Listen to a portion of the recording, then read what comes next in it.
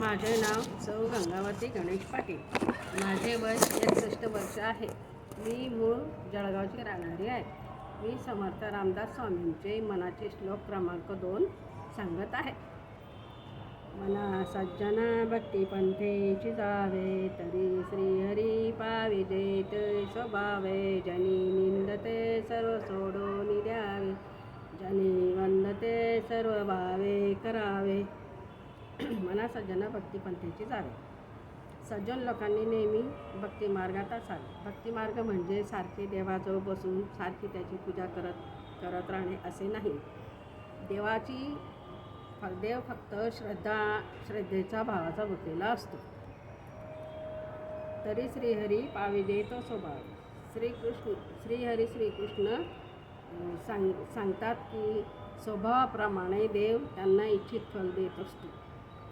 ज्याला जे पाहिजे ते आपल्याला त्याने आधीच दिलेले असते. तरीही आपण देवाजवळ सारखे मागत असतो. जनी निंदते सर्व सोडून द्यावे. निंदा करणारे, कलियुगात निंदा करणारे लोक खूप आहेत, पण त्यात चांगले आणि सज्जन लोकही आहेत. सज्जन लोकांनी नेहमी सत्संगात राहावे. चांगल्या मार्गात राहणे हे देवाला फार प्रिय असते. देव आपल्यावर भरभरून प्रेम करतो. जनी निंदते सर्व भावे करावे, जनी वंदते सर्व भावे करावे.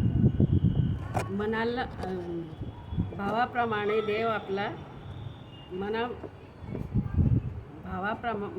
भावनाप्रमाणे देव आपल्यावर प्रेम करीत असतो आणि आपणही त्याच्यावर, तो जितके आपल्यावर प्रेम करतो त्याप्रमाणे आपणही त्याच्यावर तितकेच प्रेम करावे अशी त्याची इच्छा असते.